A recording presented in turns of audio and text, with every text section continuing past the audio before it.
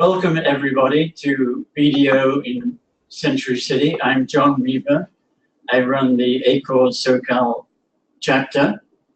We're here for a panel on reciprocity and future skills. I want to thank BDO for the wonderful sponsorship and their continuing support of ACORS SoCal with things like CPE.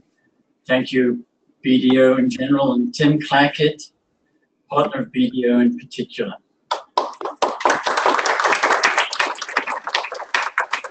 Okay, our distinguished panel will be introduced by our distinguished moderator, Sasha Carlson, who is the Executive Director of ACORS, and she helps chartered accountants succeed in different ways every day of the year. So, ladies and gentlemen, boys and girls, Sasha Carlson. Thank you, John. I guess I'm not going to introduce myself again because that was pretty fantastic. But just as a quick reminder, I am Sasha Carlson, Executive Director of ACOS, and I'm very pleased to be here in Los Angeles and get to meet a number of the members in the chapter, and certainly to be moderating this very this all-star cast of panelists. So I'm going to get us started really by letting our panelists introduce themselves, and then we'll get on quickly with the questions that we've prepared for the most part. I'm going to start over here on my right, and I'll move over this way. Good evening, my name is Mark Allison. I'm Executive Director of Education at the Institute of Chartered Accountants of Scotland in Edinburgh. Good evening, I'm Mandy Olivier, and I'm Senior Executive Professional Development from SoCal, the South African Institute of Chartered Accountants. Good evening, I'm Ronan O'Loughlin from Chartered Accountants Ireland. I'm Director of Education and Training at the Institute. Kia ora and good evening, I'm Gina Abbott. I'm the Head of Education from Chartered Accountants Australia and New Zealand. Hi, good evening. My name is Sean Robertson, Director of Qualifications at the Institute of Chartered Accountants in England and Wales. And I'm Mark Rotherrow from the Institute of Chartered Accountants England and Wales, and as you probably gathered, I'm involved in learning as well. My name is Sandy Hilton. I'm Vice President of Pre-Certification Education with CPA Canada.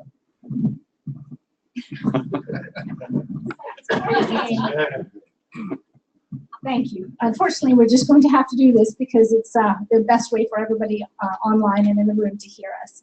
I'm going to get us all started. The plan for the forum is that we're going to cover a number of topics. We'll start off with reciprocity and then move through some areas in which we'll discuss the skills that we need as professionals to be successful in the future with this very changing world. At the end of each panel topic, we will open up the question section for the audience to ask a couple of questions. We'll be mindful of time because we have people online and obviously in the room. We don't want to be here till midnight, but there's a lot of panelists, a lot of information to share, and so we'd like to make sure this is as informative and interactive as possible. So with that, I'm going to start with our panel. Thank you all again for being with us this evening. One of the big things that's been happening, over a number of years here in the U.S. with many of our home institutes, has been the pathway towards reciprocity. Reciprocity, which is basically the recognition of our CA or CPA Canada qualification in the U.S. It's the recognition of that to be able to practice as U.S. CPAs. And we've had a lot of different progress, and in fact, ICAS has most recently just signed their MRA, so congratulations, Mark, for all of your hard work in getting that done. And that, of course, lets some of the members from our UK body in Scotland to become certified here through the MRA process. The MRAs themselves are very complicated because they're bilateral, multinational agreements, and there's a lot of details that have to be worked through with it. So I'm going to ask our panelists at this point to give us a bit of a high-level understanding and talk about some of the complications with some of these agreements that they've had. As I just pointed out, Mark has been deeply part of getting the the agreement with NASBA negotiated. And so I'm going to pass the mic over to Mark with a question about asking how's ICAS going to deal with the gaps with practicing privileges for US CPAs practicing in Scotland and the UK? Sasha, thank you. I will answer your question, but I think I'll give a little bit of context to everybody who's interested in this topic about reciprocity. All of the people on this panel, the reason we're in Los Angeles working over the last 3 days is that we have a multilateral recognition system between each other. And the education and learning directors meet together every 12 months, and then we work together at a distance during the rest of the year to ensure that our qualifications are broadly equivalent. We carry out detailed reviews of each other's qualifications every 3 to 4 years, and last November we signed new 4 or 5 year agreements by our chief executives across all the institutes represented here. The institute that's not represented here is the American Institute of CPAs, and the other key organization in this process, NASBA, National Association of State Boards of Accounting, representing the 55 jurisdictions. And each of us have had bilateral conversations with NASBA, and in case of my institute, we have records going back to 1961, when we first started conversations to create a reciprocity route between the United Kingdom and the US and vice versa. And I know my colleagues in ICAW have been running at a similar time frame. This has gone back a long, long time, and every attempt has failed up till now. Canada has a strong reciprocity link and relationship with the US, and we'll variously hear from the other panelists in a minute or two about progress and success from Ireland, South Africa, and Australia and New Zealand. When you're carrying out a review, and I've just finished the review of the US qualification, and the US did the review of ICAS, so it's a two-way event, you cannot go down a route of expecting exact compatibility between qualifications, because our systems are different, our university programs are different, our practical experience is different, our local regulation is different, and our exams are different. So you have to work on a principle called substantial equivalence. And once you move into a system of substantial equivalence, you actually can, with institutes that want to work together, get to broad agreement. So it might interest you to know that all of the institutes on this panel this evening, if you want to join any of our institutes, you do not actually have to do any further examinations. Now, if you want practicing rights, that's a different question. But if you wanted to gain a UK qualification, you would not need to do a law paper, a tax paper, or anything else. You would just pay your membership, go for the application form, and become a member.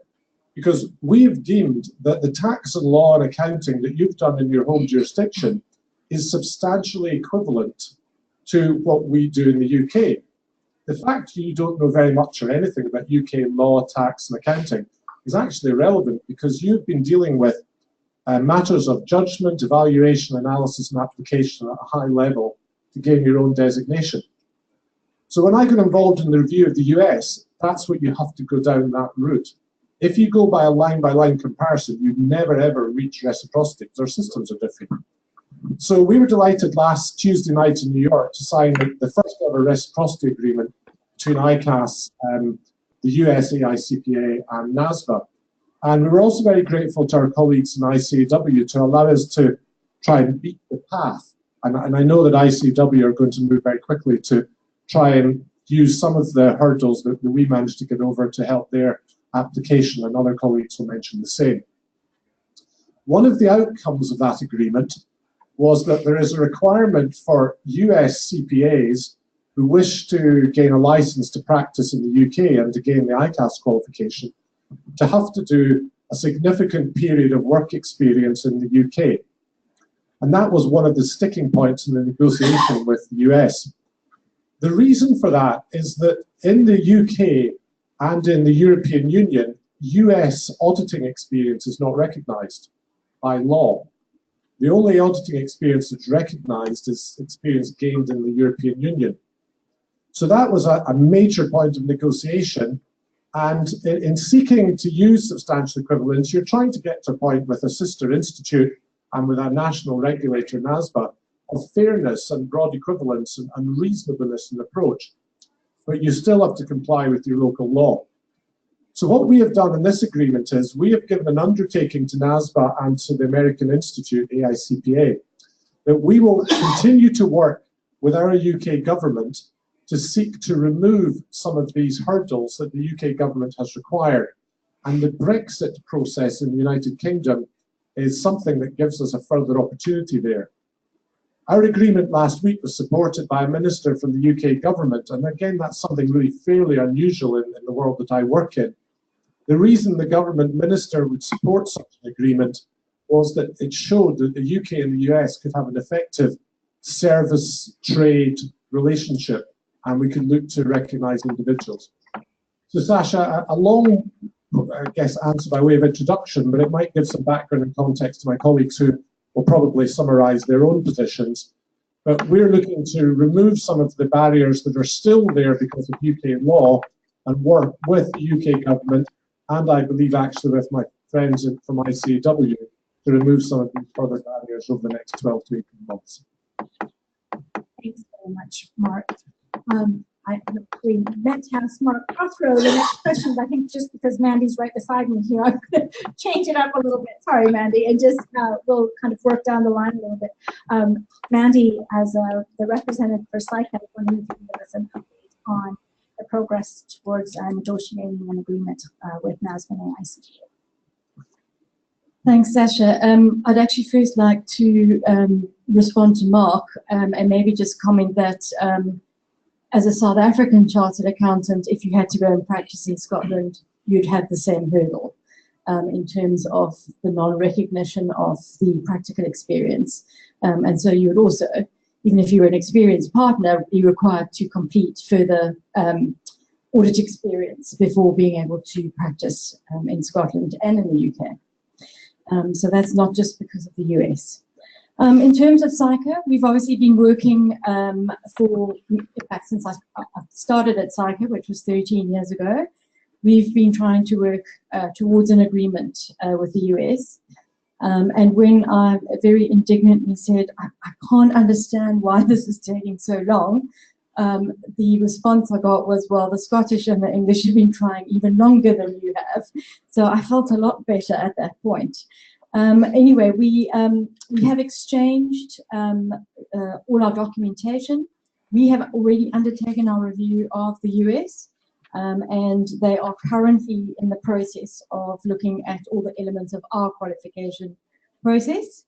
And again, we really do hope that we can wrap that process up in the short term, and be so bold as to say by the end of this year. But let me tell you that I've been saying that for 13 years. So it starts to become an untruth when you say things like that and they don't happen, right? But we are certainly chasing them in terms of ongoing and regular report backs to make sure that we're on track to get this out of the way as soon as possible. So that's what it is. Thanks. So I'm just going to, I think I'll try to change things up a little bit again. So Ronan, Ireland just signed a renewed MRA in 2017 as well. Were there any changes from that preceding agreement? And to pick up on something that Mark had mentioned, what's the impact of Brexit on the MRA? Thank you, Sasha. Yes, we signed our original agreement in 2003, and at that time, US CPAs coming to Ireland would be eligible to get practice rights in Ireland, and that changed when the EU law changed, which is one of the stumbling blocks we face. So one of the good things that's come out of the agreement when we reviewed it last year is a very clear pathway to membership, which, as Mark has pointed out, is now available to US CPAs coming to Ireland. And indeed, those of you on the table from other bodies, it's also available to you. And subject to certain conditions in terms of relevant experience, practice rights are now available within Ireland, except that in the area of audit. And like Mark has already pointed out, we have committed to working with the Irish regulator to raise how we can build a pathway to give US CPAs audit rights in Ireland, which I think would be significant. And we're also committed to working with the EU Commission in that regard. So lots happening, lots to do.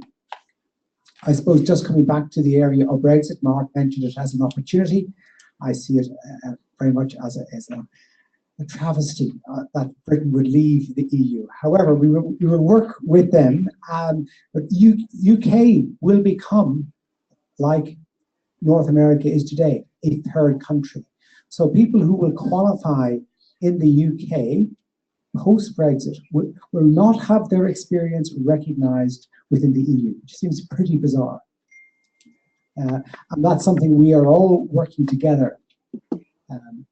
UK members, Scottish, English and others, trying to persuade the EU Commission and others that this is something that needs to be addressed. The challenge for us at this point in relation to Brexit is that we don't know the actual form of Brexit. So they talk about a hard Brexit or soft Brexit or wherever it lands. If that is known, well, then you can hopefully work out what are the possible steps you would need to take. And unfortunately, at this stage, we don't know, and the negotiations are going to be very difficult. My concern as a chartered accountant myself and working at the Institute is that matters such as accountancy, audit rights, and so on represent very small issues to government. They will be thinking about much, in their eyes, bigger things like food produce, exporting of cars, and other issues like that. Whereas we would see we are, as accountants, doing very important work, supporting global businesses across the world. And when you start putting in barriers like, you can't get audit rights without extra hurdles being thrown in, it becomes a bit of a joke. Right? So there are significant challenges. And in my case, my institute, we operate on an all-island basis. And those of you who don't know, Ireland is divided into two. Part of Ireland is within the UK, and part of it is an independent republic. So we have offices in both parts of the island, and we have members in both parts of the island. So we potentially see our membership being split between those who can practice in the north, in the UK, and those who practice in the south, which is something we have never had in our 130 years of existence. So it's something we feel very strongly about, and something we will work very hard to try to resist. But as I said, we don't hold all the levers here. So Brexit is an opportunity, probably, possibly. I see it as something very sad development. We'll work with it to make it work, hopefully, our best, and try to minimize the difficulties it's going to raise for people moving around. And as Mark has said, what the work we're doing is facilitating and supporting chartered accountants moving around the world, or CPAs coming to our countries. That's the way the world is moving, and any barrier to that is something we really have to fight very hard to resist. I'm going to actually pass this down over to Mark Prothero, just to keep up with the UK bodies a little bit and talk about the discussions towards an MRA with ICAW. So we've had a bit of discussion already, Mark, about Brexit. I'm just wondering, in terms of the FRC, what role does the FRC have in the process to actually get ICAW an agreement?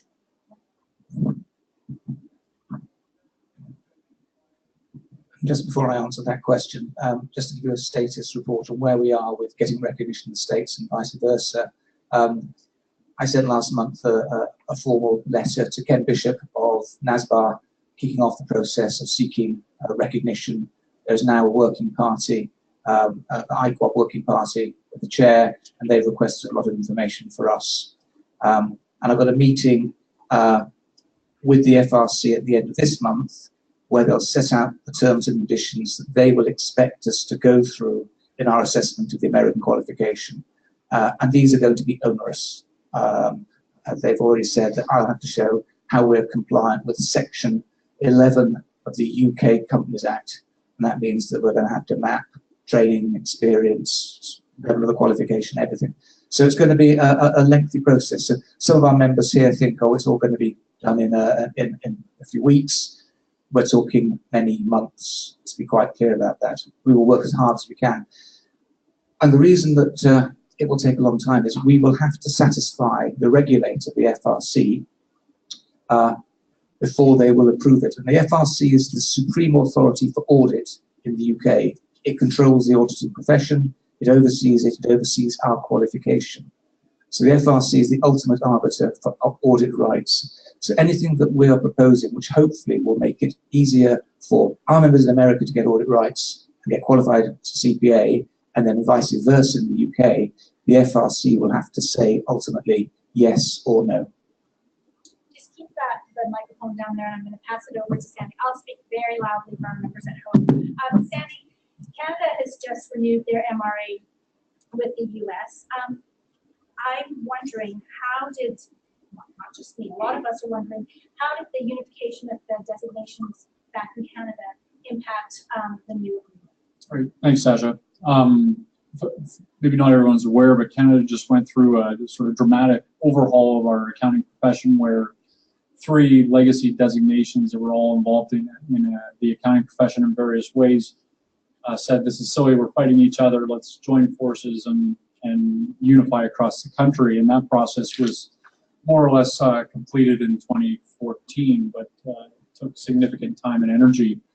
In terms of the impact of those 3 bodies coming together, and we're now calling ourselves CPAs, although slightly different than the US CPA, and the impact with the mutual recognition agreement with the US, the most significant hurdle was that one of those 3 legacy bodies had a very strong MRA already with the US, and that was built on the back that that one particular legacy body was focused around activities that were very similar to the US CPA, primarily public practice and public practice audit. So it was a very close relationship for a long time. The other 2 legacy bodies in Canada were more widespread. For instance, a lot of the those other legacy accountants were involved in non-audit functions and non-public practice functions. So when we came together as one in Canada, we had this diversity of members that we didn't quite have before. So the outcome of that really is now if a Canadian member wants to transfer down into the States, they have to be eligible to be public practice rights in Canada. So we've created a special education pathway that is relatively quick. We can be completed in 3 to 4 months, has a small exam on the end of it. So if you weren't eligible for public practice rights in Canada prior to, and you want to come to the States, you go through this quick little pathway, and then through education and exam, you are eligible for public practice rights, and you can transfer down into the States. So that was the route that we had to work with.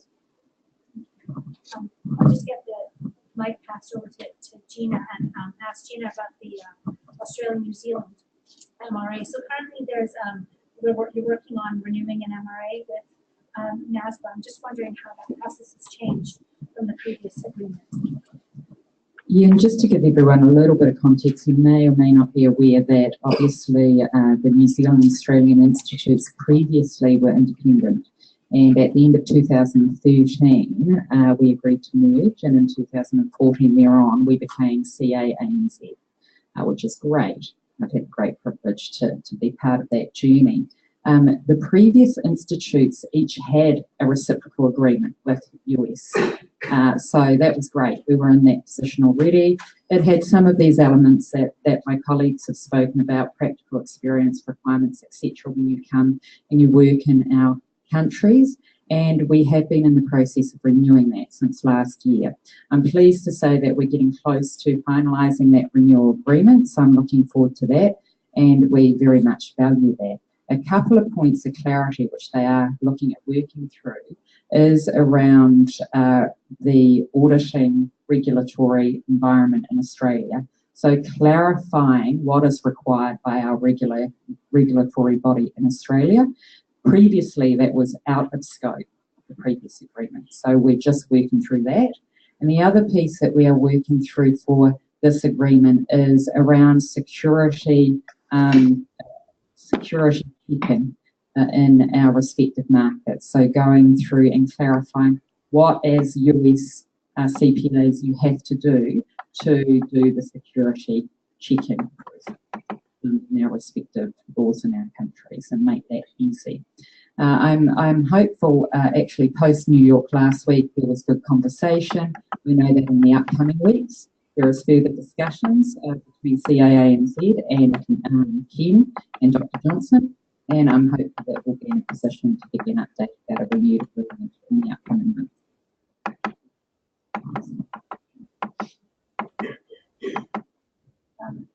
So we've heard from all of our panelists on the status of the their MRAs.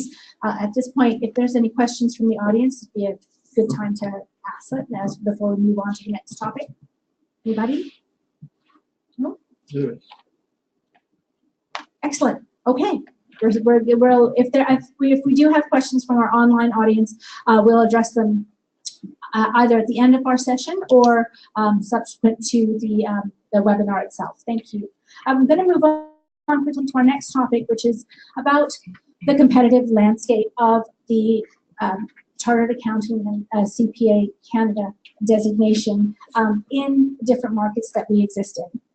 A lot of our members, especially here in the US, have talked a number of times about brand recognition and sort of making how do they succeed in an environment where, like in the US, the chartered designation is not actually offered. And of course, the MRAs are certainly a significant pathway towards getting finding some success within your career. But just as an interest point, and we'll just do kind of a quick round around the table here, wondering what you all think of as competitive threats to the professional accounting qualification in your markets. Thank you. Key competitive threats in the United Kingdom you might traditionally have thought of might have been alternative accounting qualifications, but we're not seeing that as a major competitive threat nowadays. Our members continue to work in over 100 countries. Our members do not resign from the institute. They do unfortunately pass away eventually, but we have a very, very high retention. So members are exceedingly proud of the qualification, and generally the perception of chartered accountants in the markets our members work in is very strong. What affects that perception most are corporate collapses, where there is an attempt to see is there a chartered accountant or an auditor involved in some aspect of that, and that's something we take very seriously. In some of our markets, there's a suggestion taking a hold, but we do not have any evidence of that in the United Kingdom. A very, very small percentage of our members ever do any other qualification after they've gained the CA designation. And they realize that that designation is in most markets in the world able to open the doors and allow them to practice and to move into different industries and to work as they wish, which is part of what we're all trying to achieve here. The CFA Institute within the financial services sector is certainly something that is getting a lot of traction in the UK. But I think the biggest competitive challenge now is actually around the speed of change of technology and the potential for fewer and fewer trainees to actually be going through the Chartered Accountancy and CPA Canada, for instance, processes. And the likelihood that there'll be more people with different backgrounds coming into training organizations who may never follow a professional designation, may never then end up being connected to an institute and being required to follow the ethical requirements and the regulatory sides of the institutes. And that's certainly something we've been talking about this week. How do we react within our own qualifications to that changing skill set that may be needed? Because we would want to ensure that our members, CAs and CPAs, are as attractive in the future to organizations as they are today. Thanks, Mark. We'll just go down the line for efficiency's sake. Thank you. So I think in South Africa, the landscape is very similar from a competitive perspective.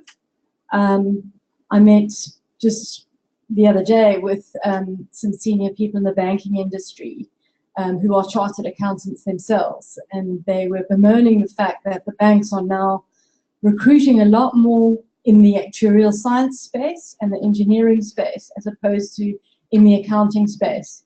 And we really, do need to reflect. And as Mark says, we've been having a lot of these discussions over the last 3 days here in terms of, how do we future-proof our own profession in respect of things like technology, but there's certain things within our own designation which were there in the past but need to be strengthened again, such as quantitative skills, which will be quite important for things like data analytics. In terms of the other threats, besides technology, I do think remaining as a trusted business advisor is quite important. There have been a number of scandals in South Africa in particular. The topic of the day is state capture, and the fact that our coffers have been looted, so to speak, so much so that tax rates go up on an ongoing basis in an effort to keep those coffers filled. But it's very pleasing to note that there's an investigation into state capture, and the only person they would have to lead that investigation is our CEO.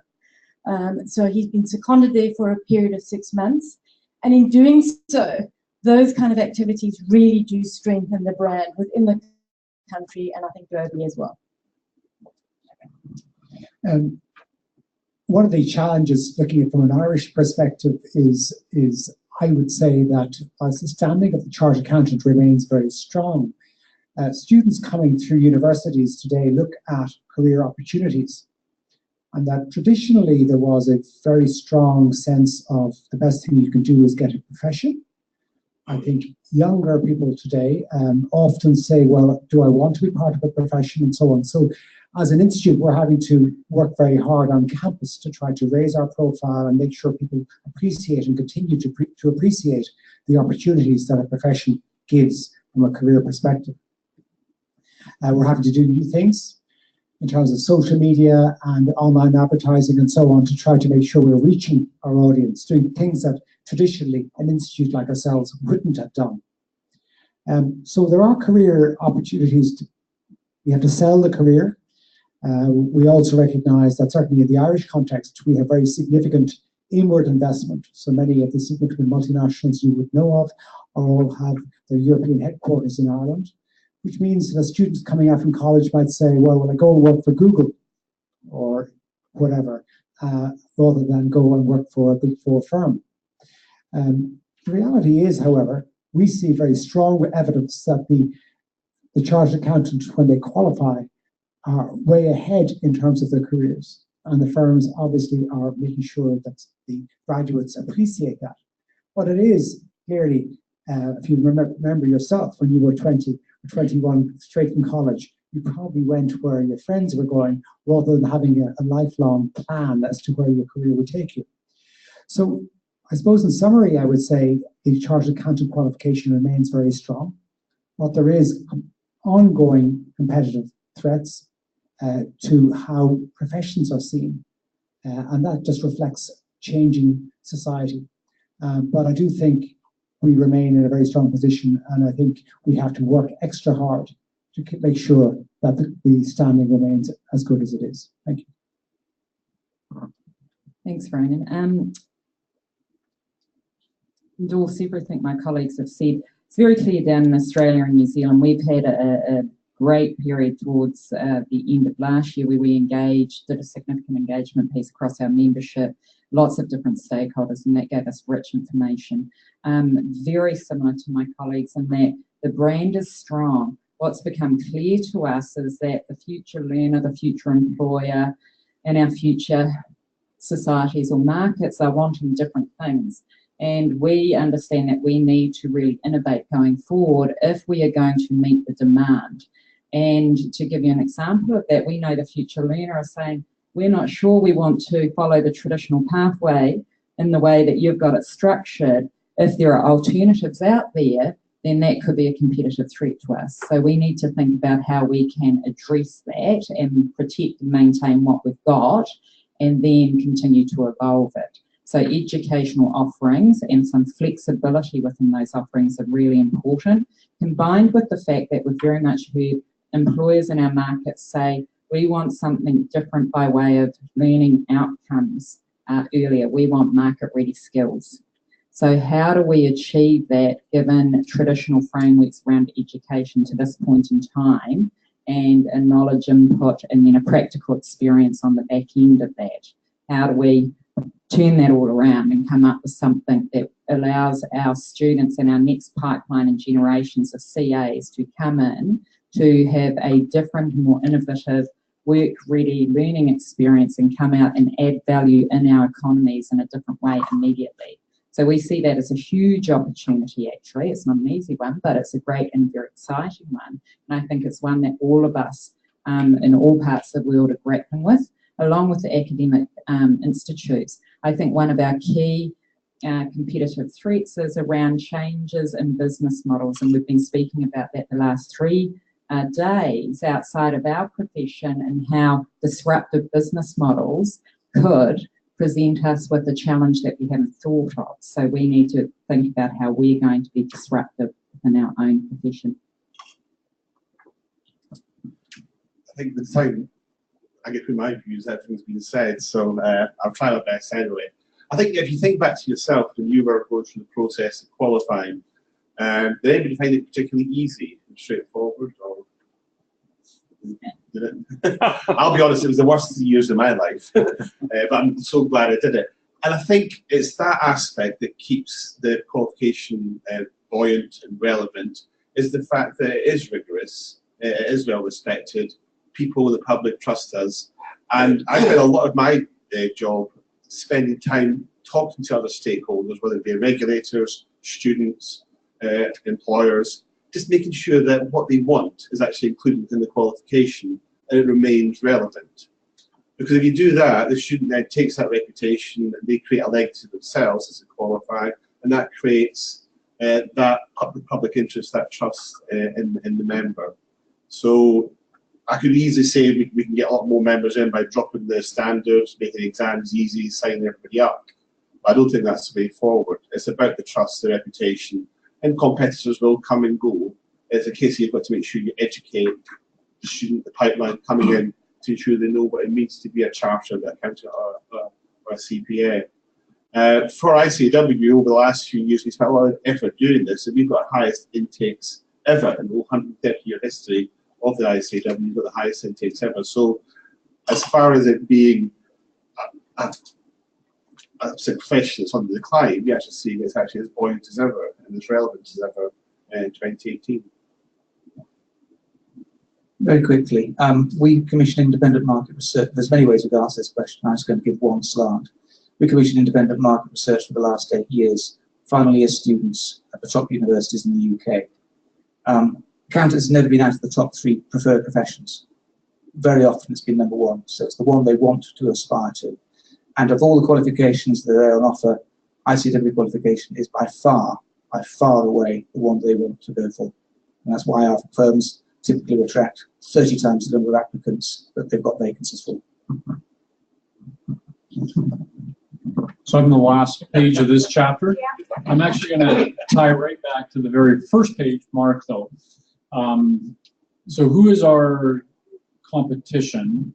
There's lots of evidence coming down the table here that in most countries, the bodies are stable, growing strong as ever, and that's true in Canada as well. But I think we would be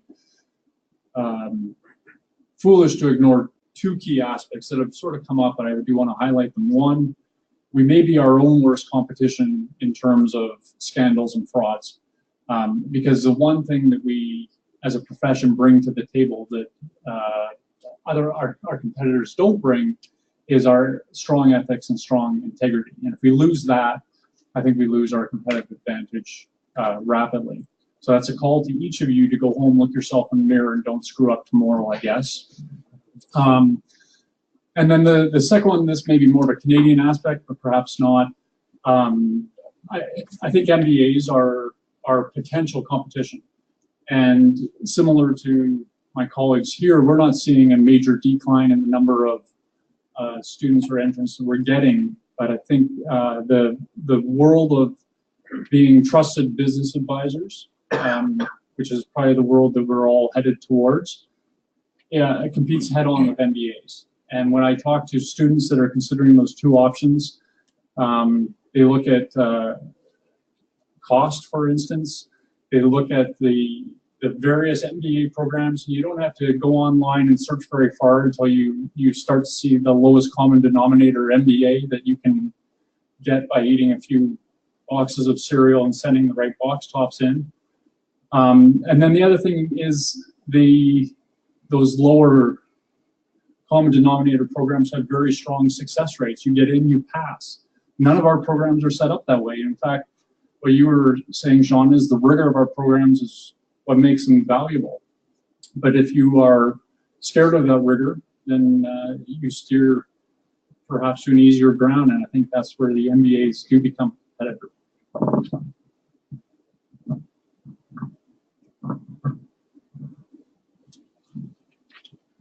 Thanks, everybody. I'm wondering, at this point, we're going to move on to another topic. Are there any questions from the audience regarding brand recognition, competitive landscape, things you faced?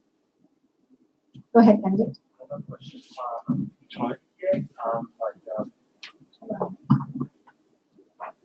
Thanks.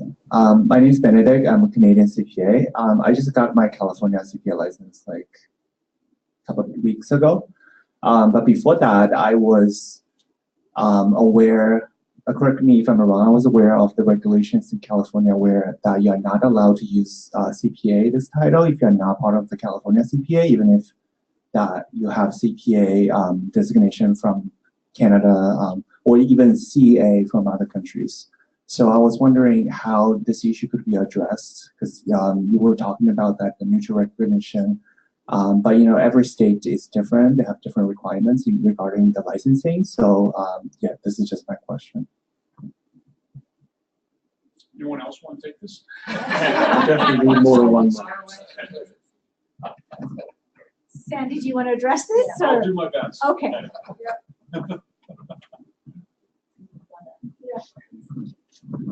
So, Benedict, it's funny that you asked that question because it's very specific, and I was supposed to have a colleague here to help me answer questions just like that. She fell ill this morning, so I will do my best. My understanding, perhaps more from the Canadian landscape than the California landscape, I don't know that as well. My understanding is as long as you're calling out very clearly that your CA or CPA is from Canada, you're fine. So for instance, I know we would allow both a Canadian CPA and a California CPA on a business card as long as that CPA California is designated as such, right? I don't know if California would flip that around. I can't answer that. If anyone knows, please let me know. But in Canada, you'd be able to do that.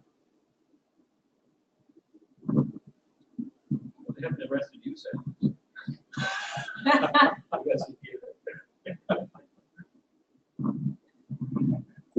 From my side, one of the pieces I've discovered, America has, Marcus said, has 55 jurisdictions, and the requirements are not the same in each state. So it is, on our side, often quite difficult to know what happens in Delaware or what happens in South Dakota. It may not be the same. Normally it is the same, but there can be differences. And that makes answering a very specific and good question sometimes a bit tricky. Thank you. There are definitely complexities, and it's not an easy answer from what our panel knows, and certainly talking with people at the different state boards, that because there are different requirements, and the CPA, the U.S. CPA, is the only recognized and regulated accounting designation. There's pretty strict, advertising regarding that. So I think you're right. It is a complicated question, and it's hard to know because the letters are the same. But you need to definitely check with the state board to make sure that it's that you've got the right information on there. I'm going to move on to our kind of major section, which is about some of the megatrends and future skills that come out of these long-term trends. When we talk about megatrends, it's actually some terms that have come out of the World Economic Forum. They have identified 5 long-term trends, which include technology, economic uncertainty, societal changes, sustainability issues, and geopolitical. In the interest of time, we may not go through all of these with all 7 of our panelists here, but certainly we've had a lot of interest from our members to talk about disruptive technology. We've had a number of different sessions on that already, but I think at this point, with the caliber of panels we have, it would be very interesting to get your perspectives on how what the impact of disruptive technology has been on the profession, and what changes you see, what skills we need to keep pace with the pace of change. And to change it up a little bit, I'm going to start in the middle with Ronan, and we're going to go that way and then come back. I suppose one of the pieces that strikes me when I think of the shift in technology is that it isn't that technology is changing, it is the pace of technology and the quantum that we're dealing with here.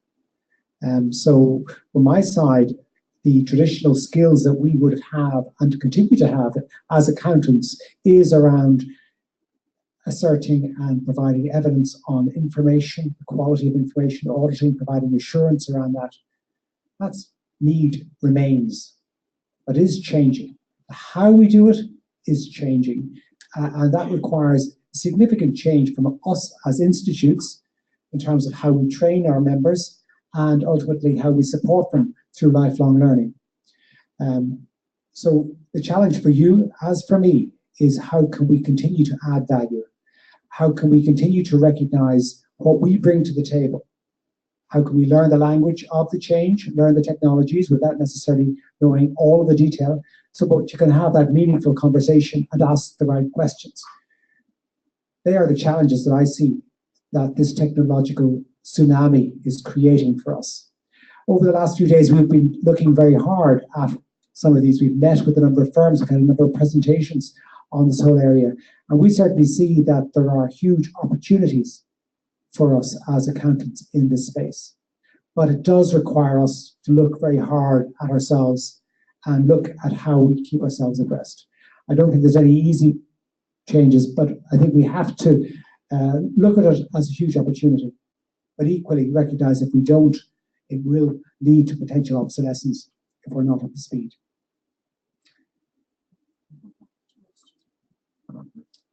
I'll add to Ronan by picking one, so that my colleagues listen. Skills definitely are shifting. So Ronan's touched on that. What we're seeing down in Australia and New Zealand is that our small to medium practices are facing a future of uncertainty with automation coming down the pipeline. They have told us loud and clear, we're afraid. And where previously, we've seen practices that have had 2 to 3 generations come through, we're now dealing with the reality that for some of our regional small to medium practices, they are honestly saying, we're fearful of what's coming because we can see a world now where what we are currently doing will be automated and will be taken care of by technology. And whilst that's exciting, where does that leave us? Because we don't feel we've got the skills to add value beyond what we're doing now. And more importantly, we can't attract people into our practices now, so we've got no succession. So we are taking that as an opportunity to work with our respective governments to work with them to say, in our regions and for the regional economic prosperities too, obviously that has a huge impact, but to say what can we do together here to help target that and ensure that we seize the chance to help those shifts in workforces and help to maintain the economic health of our regions. Really important now, and I'm pleased to say our governments are very engaged with that. So they recognise that over the next 5 to 10 years there will be some significant shifts. And if we're able to target that now and work together, I think we could do some exciting things. I think we've got to be careful here, especially when you look at technology.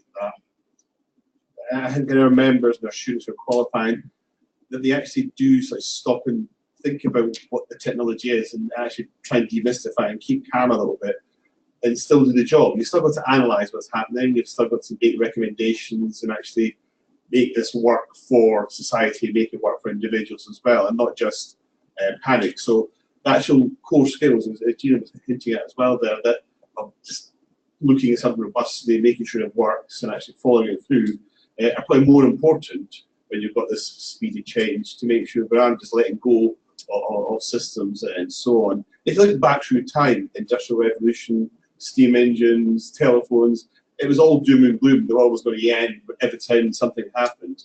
But you still need people to actually look at the technology, analyse it out, and actually make it work for us as humans and society as well. I think our members are well placed to do that. They will have to change the skill set, that's fine, but we do that robustly to ensure that it evolves over time.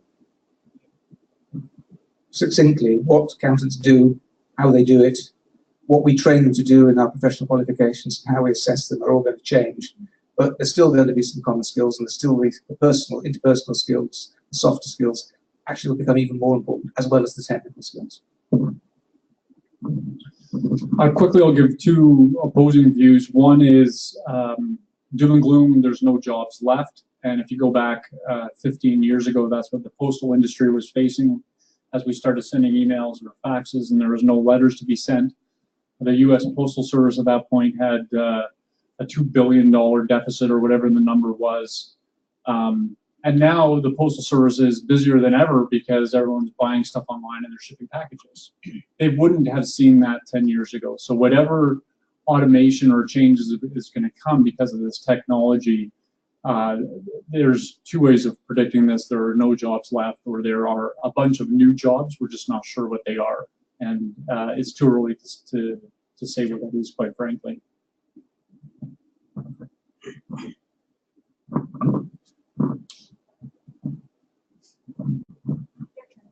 It did strike me, just following on from what Sandy said with the US Postal Service, that the problem we've got now is that we've all got letter boxes, but we never receive letters. And we need larger letter boxes for the parcels.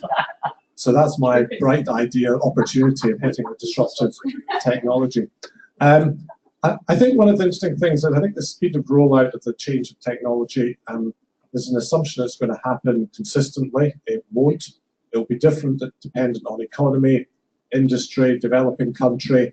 It'll be dependent on connectivity. It'll be dependent on existing infrastructures. So there are quite a lot of things that will actually slow the speed of change way slower than a lot of people are predicting, but there'll be certain areas that will go faster than even those that are predicting. That makes it very difficult when we're then trying to create our qualifications and make them relevant, because if we go right at the leading edge and robotics and artificial intelligence and much of the expert system discussions we've been having this week, well, yes, that's very interesting, but actually how applicable is it to 40, 50, 60, 70% of our young people going through our qualifications? So it's absolutely happening, but I think many people just taking a bit of caution on the speed of rollout is one of the things I'd be advising. What can you say after everybody else has said everything?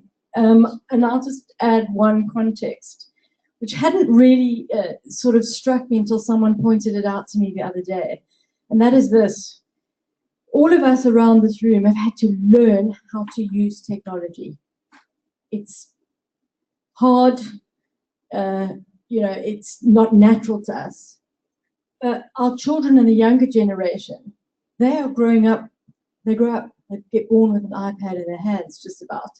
So for them, learning around technology and the way they think about technology, the way they learn with technology, that's all going to be completely different. And I think, to bear that in mind, that we might be finding it hard right now, but I do agree with Mark, the rate of change is going to be different, which means that by the time our children are in the workplace, for them, these kind of things are actually going to be quite natural. And they may look back at us and go, why were these people even worried about this and talking about this?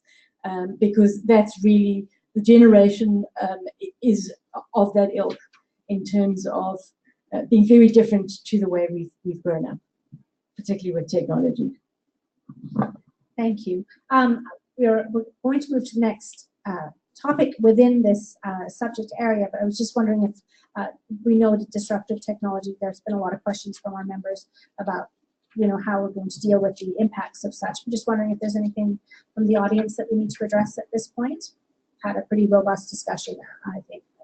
Go ahead. Tim, can I pass this over to you?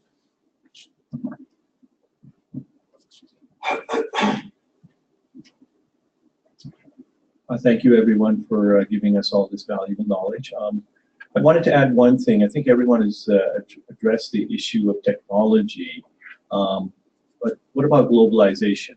Because one of the impacts of technology has been the globalization factor, where we have our institute from Canada, we have CPA from the US, we maybe have some from England and Wales, Australia and New Zealand.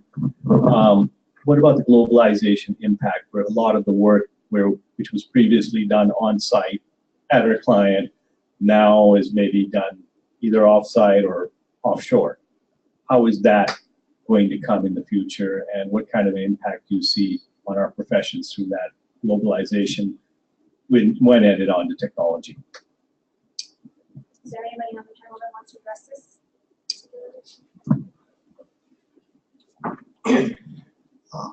I will try to address that very good question as to how technology globalization will impact on the profession. I think certainly it is resulting in work that was traditionally done being outsourced to other locations. And that's, I think, positive in some ways and creates opportunity. It does mean that we would, for example, in Ireland have seen where we opened an International Financial Services Centre, originally very much as a back office type area for serving other financial centres within Europe.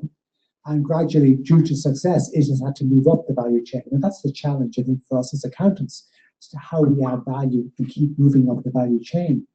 But it does create challenges for the profession, because a lot of the basic accounting work, for example, that you might have learned when you were training, some of those opportunities will no longer be there, and perhaps that work has gone overseas. So there are challenges. And I think that's the piece we have to keep looking at, is that there are opportunities and there are risks. From my side, the new technologies have typically been successful when they have identified a new use. So internet, and when Facebook came along or Amazon came along, opened up a whole new experience for consumers, creating all sorts of jobs. Now that has had a knock-on effect as well. And jobs that were the traditional bookstores are under pressure. So there are winners and losers in this. And I think as an accountant, our role is to identify these trends, to advise our businesses in that, and to keep ourselves relevant. And I think if we do that, we will hopefully continue to succeed. But there are definite risks. But on the basis of globalization, in total, has been very good for the world. There are recent trends from Washington which are anti-globalization and behind pushing back. But generally speaking, it has raised the boats across the world, and that's been very positive. But within that, there are always winners and losers. And can I just add to Raina's comments? I think a couple of things here. Globalisation, I couldn't be more excited about, but there are complexities with it. For us as a profession, I think it forces us to sharpen our game really quickly and respond. So I take that as a positive. I think there are some areas in globalisation that speak to our strengths. Sandy referenced it earlier, my colleagues all have. Our role in the world as being ethical, trusted advisors. And I think in globalisation, we are facing new complex situations, and the world is crying out for genuine, professional, trusted, ethical behaviour and advisory skill sets. So I think, focusing on that and making sure we can respond and protect that patch is really important. I think the other piece around technology, and we've been using this the last couple of days with some very good external speakers, is that data and the globalisation of technological platforms and the power of technology on a global scale now means that the services that we can offer via technology in an advisory capacity. So whilst we're not doing that work anymore, the advisory quality and level of service that we can now offer our clients and people out there in different markets, be it in our own home markets or in other markets around the world, is something that's like we've never seen before. So I think that's incredibly exciting. It's a great question from a Canadian, so I have to chip in. Globalization, if you think about it as shifting labor around, which I think is the thread you were headed down, is definitely interesting and has been facing us for 30 years at least, perhaps longer. It just quickly, in terms of the impact on the profession, You know, mutual recognition is a way to make the CA or CPA designation more globally relevant. It allows us to move around. Whether we could actually get our act together and do some mass unification, doubtful. We're all regulated at the national or, God forsake, provincial or state level. It's, you know, bizarre by itself. In terms of accountants working in businesses where jobs are moving offshore, I think the bigger risk, or the risk that's coming, is just pure automation. It's going to a machine. It's not even going to a person anymore, right? That's coming, and that's coming quickly, but that tends to be low-level, repetitive work, the stuff that we grew up doing and hated. So it may not be a bad thing to see that work go away. And the question then becomes, how do we redeploy the resources that would have been spent on that with more value-added activity, right? And that's the upskilling that we're talking about here, to make sure that our members are upskilled in the right way. But quite frankly, I would say if someone can figure out how to automate my calendar and answer my emails, I am all for it. Bring it on. That's not stuff that we like doing, so there's definitely an upside there. In terms of thinking about globalization a little bit broader and just shifting of people, right? Ronan, I guess you were getting into that around immigration and mobility. That, I think, has more than just economic aspects to it, because you're getting immigration, of course, is driven by, in most cases, inequality, right? And the shifting of resources. So in that case, globalization is good. It allows the rising of all boats across the tide, I think. And open borders, at least in most countries, are a good thing. I know that when we look at Canadian demographics, we see a whole bunch of retirements pending, and we don't see a whole bunch of 18-year-olds graduating from high school, because birth rate has declined, and the only way we can keep our economy going, quite frankly, is with immigration. So our doors are open. Other countries handle it slightly differently.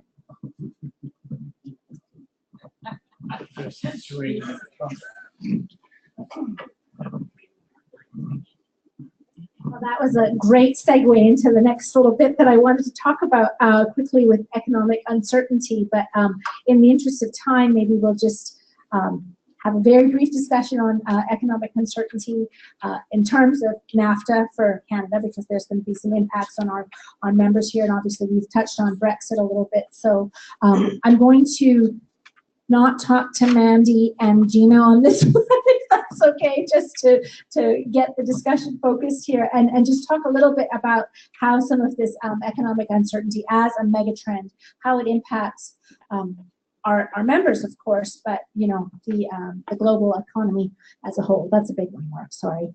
I'm going to let you talk a little bit about Brexit, and how are you advising your members on how to deal with the uncertainties around this new hard or soft Brexit that's coming up?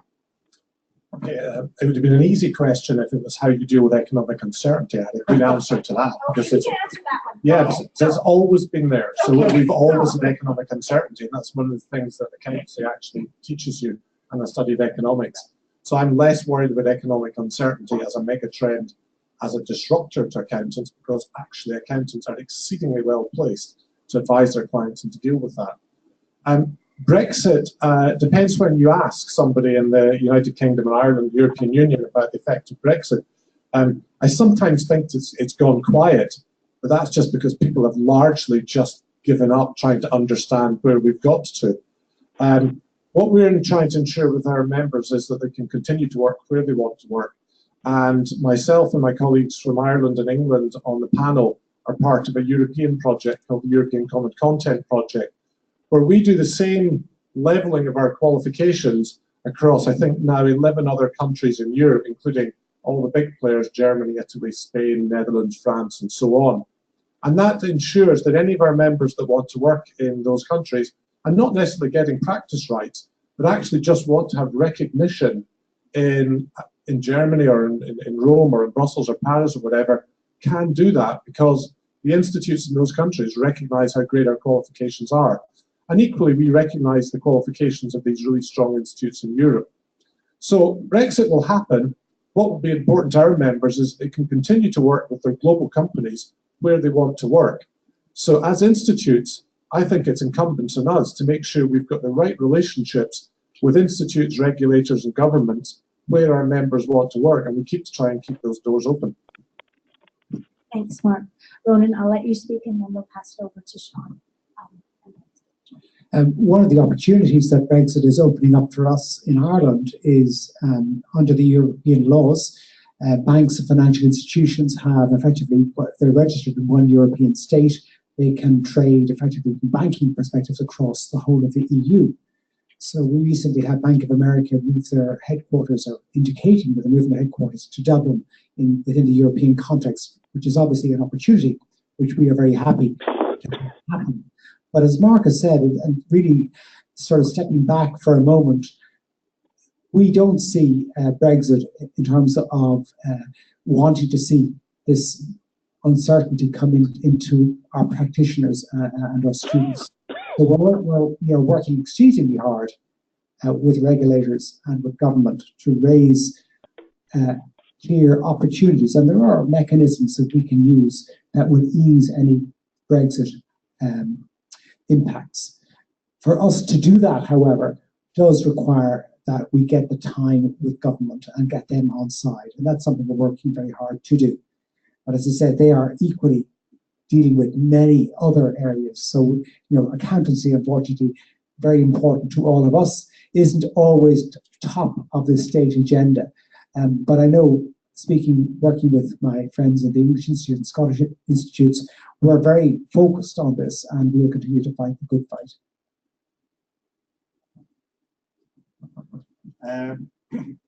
Coming from the UK, it's difficult to speak about the UK leaving the EU without getting emotional.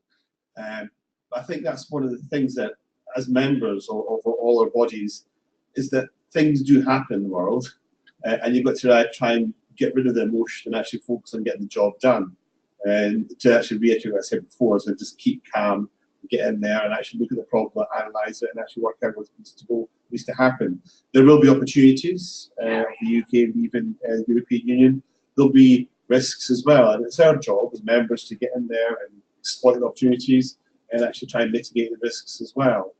If you think 10 years ago, when interest rates collapsed all around the world in all our countries, we thought that was the end of it. Well, we're never going to cope. How are we going to cope with interest rates being so low? We've had 10 years of pretty much no interest rates. And now there's time to peak up again. That's uncertainty. So it's, as Mark said, this is ongoing. There's always going to be uncertainty. If I knew it was going to happen next year with the UK leaving the European Union, I wouldn't sit here. I'd be trying to exploit those opportunities and then help and fix the situation. But the best we can do is keep calm and actually focus on getting the job done and make sure that individuals, organisations are protected from the risks and in a good place to actually move forward beyond March 19. From my point of view, it can't come quick enough so we can get beyond that and start fixing what's going to happen. Just one thing. I think it's fair to say when Brexit happened, and for the first few months after it, the government was fixated on primary industries, by which I mean motor manufacture, fishing, agriculture, and I didn't think accountancy and the business services sector was important.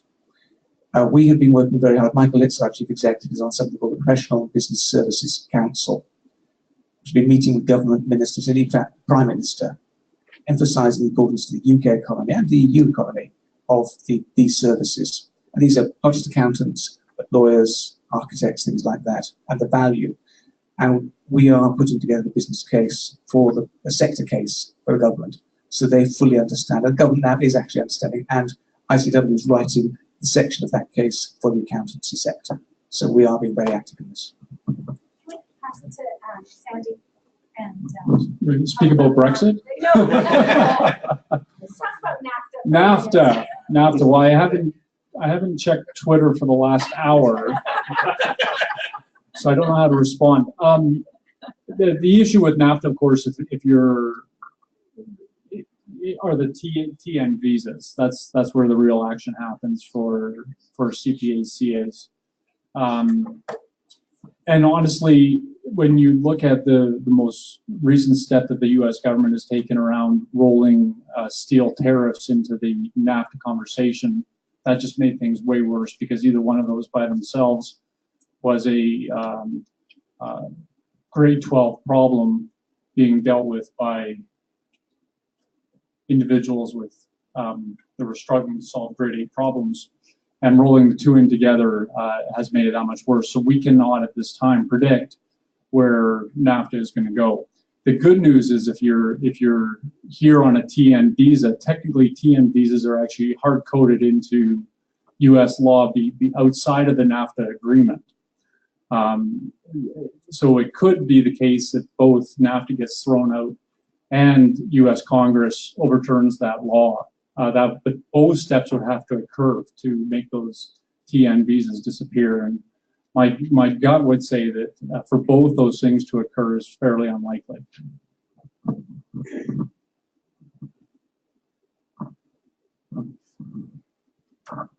I just want to say there's sometimes many benefits to living in the Southern Hemisphere. Hey, do that. We don't have to deal with Brexit or NAFTA. Or Trump. This is an international panel. I'm just going to remind everybody of this. I'm looking at the time here, about 8:10 LA time. So there's other things I really want to speak about, but I think we might need to wrap up quickly. And so I'm going to let each of you kind of have final say of parting thoughts for our members here, and we've got actually a question that actually I'm going to get to right now before the closing thoughts, so we have a cohesive pattern here. One of our members online has this question: does the panel think that one of the barriers to getting a comprehensive reciprocity agreement with AICPA is that there are 6 different chartered institutes? Has there been thought given to uniting the 6 institutes? Requirements before approaching the U.S. with a single agreement. I think, Sandy, you had actually mentioned this as potentially a far-off thing, but just a conversation because of the complexities of the individual MRAs with the U.S. Any thoughts down the panel? It's always very difficult when you sit up to an Irishman and say, well, would you like to be part of something in a global context? We're very proud of being Irish, and like Canadians and Australians and so on, we see through our own little lens. However, I do think there is opportunities. The more that we have worked individually and now collectively with NASBA, we do see significant opportunities. And when we did our recent reciprocity agreements among ourselves, it was done on a multilateral basis. So I think we are moving in a global world, and I don't think we have to be necessarily 6 unified bodies. Indeed, there are more than 6 chartered bodies in the world. So there are opportunities to working together, and I just think we need to seize them. I don't necessarily see that as being something that will involve us all becoming one. I think one needs to bear in mind that all of us sitting around this table are not regulators in our own countries.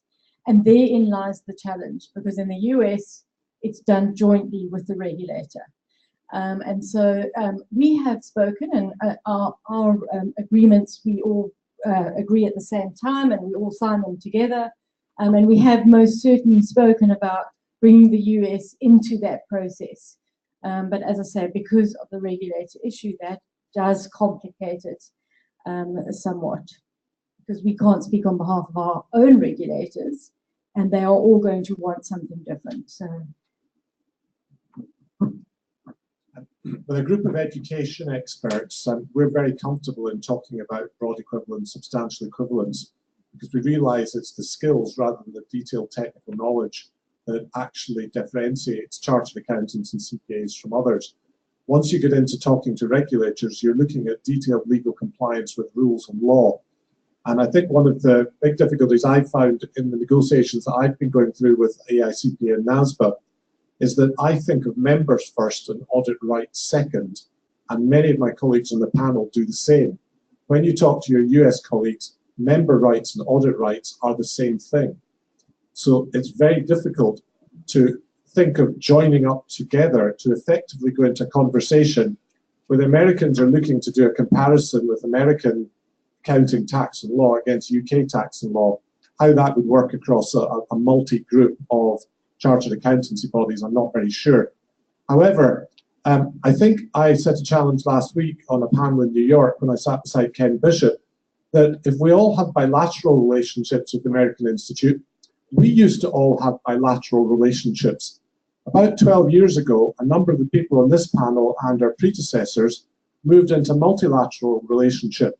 So in our last round of reviews, ICAS reviewed Australia and New Zealand. My institute, ICAS, was reviewed by Hong Kong. Everybody else on the panel relied on those reviews. And we relied on these reviews because of a position of trust about the quality of our own qualifications and how broadly similar they were. So we have an extremely effective and efficient reciprocity process where there's trust and confidence by working together.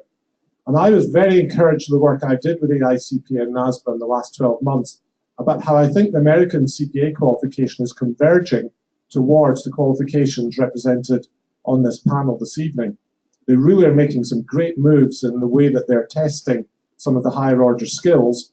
And could it be an objective that we move to the Americans joining our multilateral reciprocity process?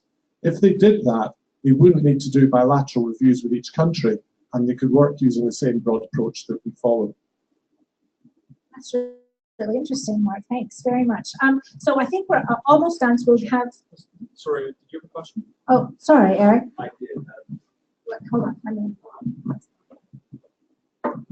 One of the things that we talk about with respect to megatrends is the availability of data, client data, and some of the data breaches that have hit, large retailers, be it Target or be it, even the U.S. Army or Social Security or Equifax. And so, what sort of thoughts do you guys have with respect to the training that you've been giving your accountants over the years, and what maybe needed in the future with respect to client data security? Because so much of what they have with respect to HR information has inconveniently very, very personal information, which when it gets out could expose your firms to liabilities. So what sort of training do you think might be required in the future that hasn't been given in the past with respect to big data? I'll answer that fairly quickly. We've been talking over this week about how broadly easy it is to fix the base qualification, because we've largely got control over that. The interesting thing about large data breaches and cybersecurity, hacking, and matters that are largely actually fraud, these are matters connected to the skill set of those that are already qualified. And the accountancy profession has not grasped the CPD area in the same way that a number of other professions, particularly in the medical field, has. So I think it is a great challenge for us as to how do we seek to keep the skill level up of all of our qualified members in these new emerging technology risks and trends. And that isn't something that is easy. It is actually easier to change the base qualification, and we tend to have longer that the students are going through that. And that's one of the things we were doing this week, but just considering we've actually got responsibility to make our members able to deal with these issues, and that's into the area of CPD, with either appropriate training, good output-based CPD systems, working with other expert partners. And I don't think that's something necessarily our institutes have grasped as far as they could, and it's something that we're all going to take back home. Is that sort of a common answer for all of the panel? Thank you. Oh, except for Ronan, hold on. I would also add, if you're not already aware, there's a very significant piece of legislation coming in Europe, the GDPR, and that's going to have very profound impact on us as professional bodies and right across Europe. And indeed, if you're working in organizations which are interacting or sharing data with Europe, there are some very significant changes coming down. So it isn't just an issue locally, it's a global issue and a global challenge for all accountants and all businesses indeed to deal with this significant change and the complexity and onus to meet these very stringent new requirements. Thank you. We are now at about 8:20. I was going to leave a couple of minutes at the end here for any online questions that we need to address, Tim. I think we're covered because we answered that. We question. answered the one. Anything else from the group before I say good night and thank you? I'll just say that then. I would like to really say our very heartfelt thanks for all of you to take your time out of your busy meeting schedules to come to BDO here and share your insights and information on these very relevant topics. Really appreciate all you members coming out. I know LA's sometimes madness to get to, and we really, it's really great to meet you all and see you all here. Thank you to our online audience for participating, paying attention, and being part of our new offerings. We're very excited about this. If you have any other questions, please do pass them on to me, and I can submit them to our expert panelists here. And again, online, any questions that have not been answered, I'd be happy to get those addressed as well. Thank you again, and I really appreciate all of your time and efforts here. Thanks,